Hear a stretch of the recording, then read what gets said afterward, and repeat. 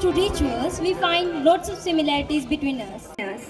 The softness of Rajasthani dance style is very pleasing to our eyes to watch. So here we are with a very soft and subtle Rajasthani dance performance by our girls. खुशियों पर मौज की रवानी रहेगी, जिंदगी में कोई न कोई कहानी रहेगी। हम यूं ही कार्यक्रम में चार चांद लगाते रहेंगे अगर आपकी तालियों की मेहरबानी रहेगी। तो एक बार जोरदार तालियां इन बच्चों के लिए जो लेकर आ रहे हैं आपके सामने एक Rajasthani dance. Who have come up with a beautiful performance and are here to steal your hearts.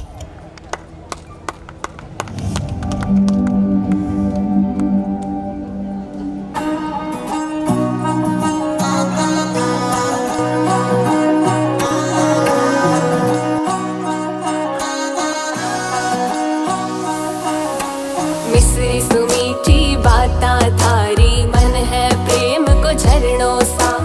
कांच बिथा सो शर्मा जावे, ऐसो रूप सजीलो सा। बनी थारो चांद सरी सो मुखड़ो, कोई नजर नहीं लग जाए। बनी थोड़ा हलवे हलवे चालो, कोई मोच नहीं पड़ जाए।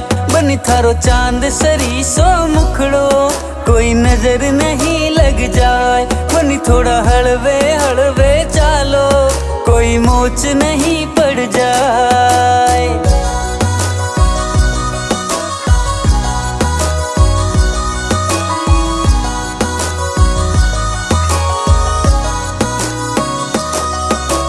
केसर की थे क्यारी लागो, रंग भरी थे थाली सा। खूब जाव सुनिर खा था न चाल थारी मतवाली सा। बनी थारा केस है कामण गारा, बनी थारा केस है कामण गारा। मारो तो मन उड़ जाए। बनी थारी आँखिया है मतवाली, बनी थारी आँखिया है मतवाली। मारो तो मन बहकाए। बनी थारो चांद सरी सो मुखड़ो, कोई नजर नहीं लग जाए। बनी थोड़ा हलवे हलवे चालो, कोई मोच नहीं पड़ जाए। मिश्री सुमीठी बाता थारी, मन है प्रेम को झरनों सा। कांच बिथा सो शर्मा जावे, ऐसो रूप सजीलो सा। बनी थारी जद पायलड़ी बाजे, बनी थारी जद पायलड़ी बाजे। मारो तो मन हरसाए। बनी थारो रूप लगेला खीणो, बनी थारो रूप लगेला खीणो। तन देख बना मुस्काए। बनी थारो चांद सरी सो मुखड़ो, कोई नजर नहीं लग जाए। बनी थोड़ा हलवे हलवे चालो, कोई मोच नहीं पड़ जाए।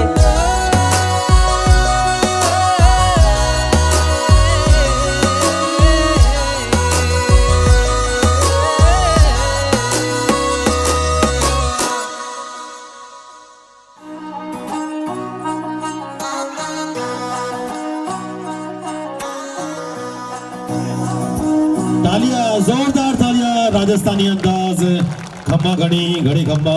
भाई राजस्थानी अंदाज आपने देखा, बहुत अच्छी पोशाक में, बहुत अच्छी ड्रेस में, बहुत ही दिल को छूने वाली परफॉर्मेंस थी। मैं चाहूंगा जितने भी दर्शक, जितने भी बच्चों के पेरेंट्स गेस्ट यहाँ पर बैठे हैं, बार ऐसी ताली बजाओ कि इन बच्चों का भी मन बहुत प्रसन्न हो जाए और खुश हो जाए। जोरदार तालियां। और बहुत मेहनत के बाद बच्चे मंच पर आते हैं, स्टेज पर आते हैं। और लीजिएगा, अभी बच्चों के लिए ही मैं कुछ सुनाने वाला हूँ। बच्चों तैयार हो जाओ, क्योंकि जितना हो सके बच्चों को हम एंटरटेन करें, ज्यादा अच्छा होगा। तो लीजिए, तीन आवाजें एक कार्टून की है। बच्चे पहचानेंगे तीनों कार्टून कौन है। ये तीनों कार्टून की आवाज सुनने के लिए तैयार हो जाओ।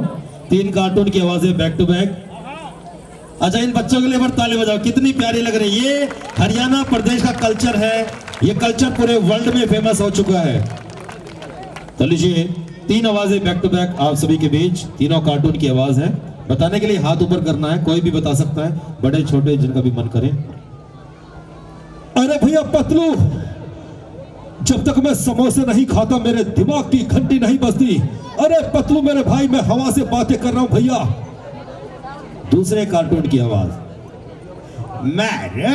उसको मार, वो भाग गया, उसको पकड़, अरे मुझे छोड़, उसको पकड़, उसके पीछे भाग। तीसरी आवाज, डोरेमन डोरेमन मुझे बहुत भूख लगी है डोरेमन, मैं क्या करूँ डोरेमन, मेरी मदद करो डोरेमन, मुझे कुछ खाना है डोरेमन, और खाना खाने के बाद मैं होमवर्क भी करना चाहता हूँ डोरेमन, मुझे अब की बार फर्स्ट आना है डोरेमन, तुम कहाँ पर हो, मेरी मदद करो डोरेमन। अच्छा, ये तीनों कार्टून की आवाज कौन बताएगा? कोई भी बच्चा स्टेज पर आ सकता है। वो बच्चा आएगा जिसकी मूछें आ गई हैं। अरे तुम वापिस जाओ, सभी वापिस जाओ, सभी वापिस जाओ। हाथ ऊपर करना, मैं बुलाऊंगा उसी को आना। चश्मा हटा लिया मैंने, दिख नहीं रहे थे आप लोग चश्मे में। जो बच्चा हाथ ऊपर करेगा उन्हीं को बुलाएंगे। तो बड़े भी आ सकते हैं, अगर बड़े आना चाहते हैं तो स्वागत है, बड़े बच्चे भी आ सकते हैं। चलो, किसको बुलाए भैया? पीछे से कोई? हाँ, आप आओ बेटा दौड़कर। रेड एंड ब्लैक ड्रेस पहन रखी जिन्हें, आ जाओ दौड़ कर आओ। मेरी आंखें इधर उधर होगी क्या? मैंने उसको बुलाया था। मेरी आंखें ठीक है ना? मैं तेरे को ही देख रहा हूं ना। क्या सोच रही हो भाई? कुंभ के में खोले, अरे कुंभ के मेले में खो गया मेरा। क्या सोच रही हो भैया? आ जाओ सोच रहे। क्या नाम है? नाम बताओ। अरे वाह वाह, बहुत अच्छे। आपका नाम बेटा? अंशु। तुम दोनों मिलकर एक एक आवाज बताएंगे, ठीक है? पहले एक ये बताएगा, दो तुम बता देना। चलो, एक आवाज बताओ। 3 कार्टून की आवाज आपने सुनी थी।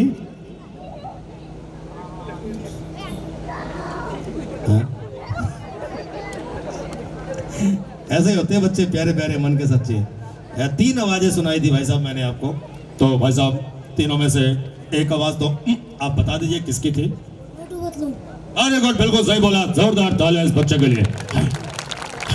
आपको इनाम देंगे इस बच्चे के लिए। तो 2 आवाजें आप बताएंगे, ये दोनों किस किस कार्टून की आवाज थी? डोरेमोन और जैन। जॉन जॉन जॉन और डोरेमोन। तालियां। और ये आपके लिए बेटा। Thank you so much. जाते हैं जहाँ जाते हैं 4 चांद लगाते हैं, उस मंच की शोभा के क्या कहने जहाँ आप जैसे अतिथि आते हैं। Today we have a very special person with us, mister Fateh Singh Dagar ji. Shri Fateh Singh Dagar ji का जन्म एक साधारण किसान परिवार इसी क्षेत्र के मिट्टी में जगरामबास गांव में हुआ, और फिर वो अपनी ज़िंदगी में जिन ऊंचाइयों पर पहुंचे वो हम सब के लिए गर्व और प्रेरणा का विषय है।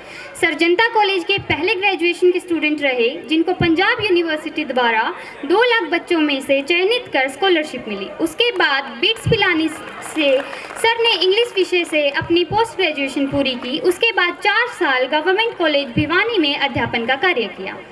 आज किसी का भी सिविल सर्विस में चयन होता है तो हमें उसे बहुत बड़ी उपलब्धि मानी जाती है, लेकिन उन दिनों में जब संसाधन बिल्कुल नहीं थे, स्कूल कई किलोमीटर पैदल चलकर जाना पड़ता था, कोई करियर कोचिंग नहीं था और ज़िंदगी भी तरह तरह की चुनौतियों से भरी थी, ऐसे समय में भी सिविल सर्विस अधिकारी बनना बहुत बड़ी उपलब्धि है।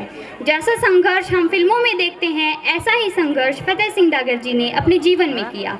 हरियाणा सिविल सर्विस अधिकारी के रूप में उन्होंने कैथल, फतेहाबाद, नारनौल, हिसार में अपनी सेवाएं दी व आम जन को अपनी निस्वार्थ सेवा से लाभ पहुंचाया।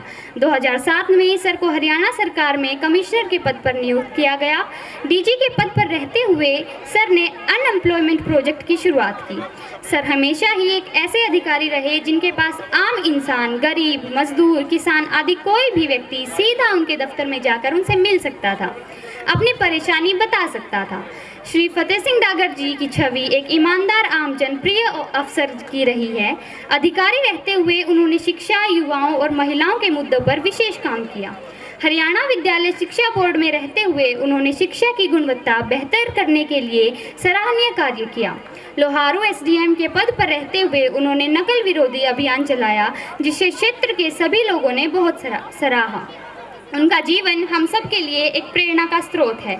कैसे एक साधारण किसान परिवार का बच्चा भी आईएएस बन सकता है। आज हमारे बीच उन्हें चीफ गेस्ट के रूप पाकर हम बहुत ही गौरवान्वित महसूस कर रहे हैं और हमें उम्मीद है कि इनका आशीर्वाद हम पर और हमारे बच्चों पर सदैव बना रहेगा और हमारे बच्चे उनके जीवन से प्रेरणा लेकर आने वाले समय में अपना और अपने परिवार के क्षेत्र का नाम रोशन करें। हमारी फतेह सिंह डागर जी से विनती है कि कृपया मंच पर आकर हम सबका मार्गदर्शन करें।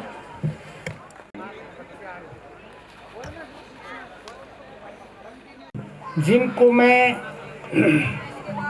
बहुत ऊंचा दर्जा देता हूँ, निशा शोरान, जिसको ये पता है कि भी शिक्षा क्या होती है। मेरे छात्र भी रहे हैं और फिर यहाँ जो डीओ रहे, ऐसे मित्र भी और एक मार्गदर्शक भी, रामचंद्र पूनिया जी। एक पिताश्री बैठे हैं यहाँ जिन्होंने अपनी बच्चियों को, हम बहुत कम लोग ऐसे होते हैं जो बेटियों को एजुकेशन की ज़्यादा कोशिश करते हैं। रणधीर सिंह जी मेरे पुराने मित्र भी हैं और रिश्तेदारी भी है उनसे हमारी। रणधीर सिंह जी की बेटी, अभी आपको सभी को पता होगा, डीएसपी के पद पर प्रोन्नत हुई है। आपके इलाके के लिए भी, गांव के लिए भी, और मैं ये मानता हूँ मेरे लिए भी बड़े गर्व की बात है कि एक साधारण परिवार से संघर्ष कर पढ़कर बच्चियाँ आगे आएँ। और ऐसे बाप के लिए आप एक बार तालियां ज़रूर बजाएंगे। एक अन्य युवा है राजेश डागर, जिनसे मैं डरता भी हूँ, बहुत छोटे हैं उम्र में, मेरे बच्चों से भी छोटे हैं शायद, मैं डरता भी हूँ उनके एक विश्लेषण से, एनालिसिस से। और जिसको ये समझ है, निशा को और राजेश को, युवा पीढ़ी का मैं एक बहुत ही अच्छा प्रतिनिधि मानता हूँ कि उनको ये पता है कि शिक्षा क्या है। मेरा सौभाग्य है मैं आप लोगों के बीच में हूँ आज। मैं दिनेश का और एकेडमी का आभार व्यक्त करता हूँ, धन्यवाद करता हूँ कि एक जंक हो जाता है आदमी, 10 साल हो गए मुझे रिटायर हुए, एक जंक को और इतने खूबसूरत बच्चों में और बच्चों के पेरेंट्स के बीच में बात करने का मौका देना। मेरे बच्चों ने चलने से पहले चेतावनी दे दी थी कि आप कॉलेज टीचर रहे हैं, आपकी आदत खराब है। आप कॉलेज टीचर के नाते 45 मिनट का हमें आदत होती थी। मैं कहीं भी जब डिप्टी कमिश्नर होता था तो हम महसूस करते थे भी हम तो बड़े चौधरी आदमी हैं, तो कितनी देर बोले, हमें कोई कौन टोक सकता है।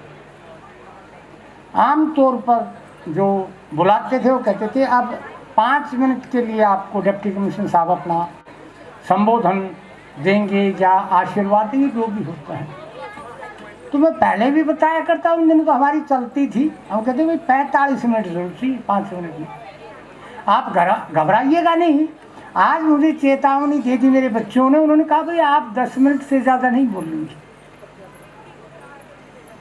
तो मैं अपनी बात को सिर्फ एक ही चीज़ तक सीमित रखूँगा। शिक्षा की जब बात करते हैं, मैं बच्चों से जाके जहाँ भी स्कूल्स में, कॉलेजेस में, डायरेक्टर जनरल एम्प्लॉयमेंट था, बहुत आना जाना होता था, बच्चों से बहुत इंटरेक्शन होता था मेरा। मैं पूछता था भाई उद्देश्य क्या है, नौकरी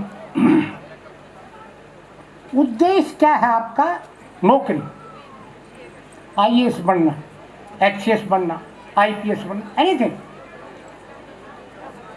या बहुत ऐसे भी थे सीधे सपाट कि जी पैसे कमाना। पहले पेरेंट्स जो बैठे हैं, पेरेंट्स से मैं इंटरेक्शन करता हूँ, स्कूल्स में मैं देखता हूँ पेरेंट्स को प्रिंसिपल से बात करते, और उनकी पहली शिकायत होती है कि जी हमारे बच्चे को 2 महीने हो गए आते, अंग्रेजी का तो एक भी शब्द बोलना नहीं आता इसको। आप विश्वास करें, हमने 6ठी में अंग्रेजी के CAT कैट मानी बिल्ली, BAT बैट मानी बल्ला, ये 6ठी में सीखे थे। और आज मैं दावा करता हूँ कि भी अगर मैं आधा घंटा बोलूँगा इंग्लिश में तो आप मेरी कोई गलती नहीं पकड़ सकते। जैसे बच्चों ने बताया, मैं BITS पिलानी का MA इंग्लिश का गोल्ड मेडलिस्ट हूँ। दादरी का यहाँ पहला, पंजाब यूनिवर्सिटी का पहला छात्र हूँ जिसको दादरी कॉलेज में मेरिट लिस्ट में जिसका नाम आया था। उन दिनों 2 लाख विद्यार्थी होते थे हमारे टाइम, पूरा पंजाब।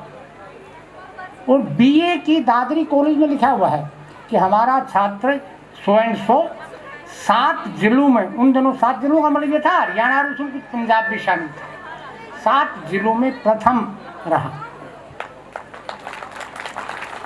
71 की बात कर रहा हूँ, 71। तो एक तो मेहरबानी करके पेरेंट्स एक बात को दिमाग से निकाल दें कि पहले दिन बच्चा आपको गुड मॉर्निंग गुड इवनिंग अगर नहीं कहता तो आपका बच्चा कंडम है। बहुत जगह जाता हूँ सेवा काल में, ज़्यादातर की क्या शिकायत होती स्कूल्स कॉलेजेस में माँ बाप, बोला जी इसका दिमाग में जमा गोबर भरा है अपने बच्चों के बाद। मैं कभी बायोलॉजी का स्टूडेंट नहीं रहा, लेकिन मैं इतना जानता हूँ कि दिमाग में अगर आपके खून के कतरा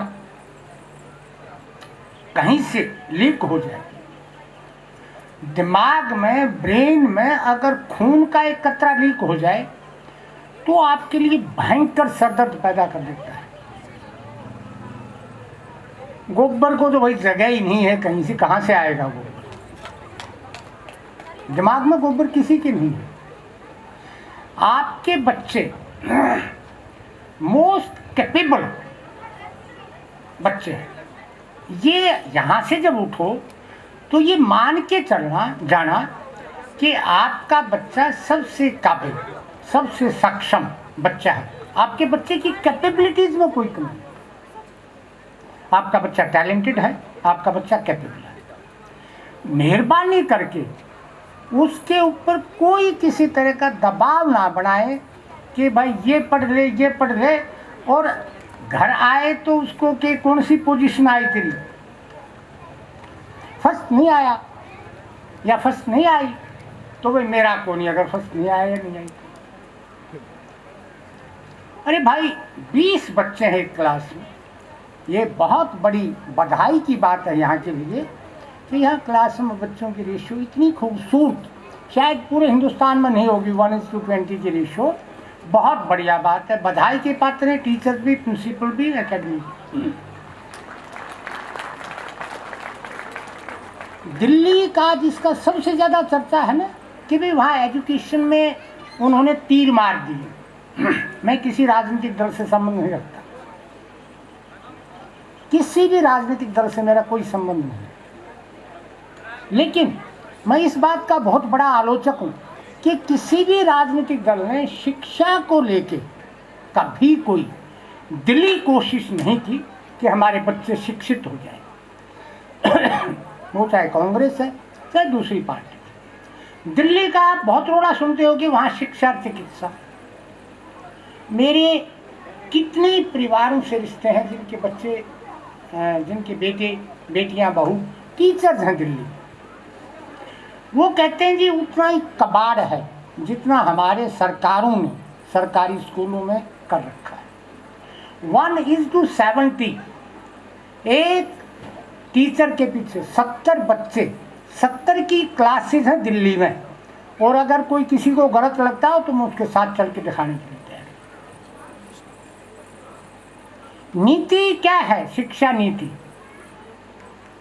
बोला 10+2, पहले होता था 10+1+3। जब मैं पढ़ा हूँ मैट्रिक के बाद प्रीलिम्स थी, उसके बाद में BA 3 साल का, उसके बाद नई शिक्षा नीति आई उसमें 10+2+3, बाकी कोई फर्क नहीं है।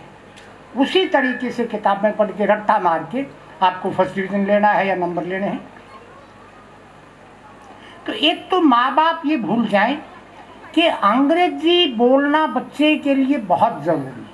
आइए इसमें भी जो मीडियम है वो रीजनल लैंग्वेजेस कर दी गई, तो बोझ ना ढोएं भाई। पहले दिन अगर बच्चे ने आपको अंग्रेजी नहीं बोली तो दिक्कत होगी। पहले दिन बच्चे ने ये नहीं कहा गुड मॉर्निंग गुड इवनिंग, आने वाले को कि नमस्ते नहीं की।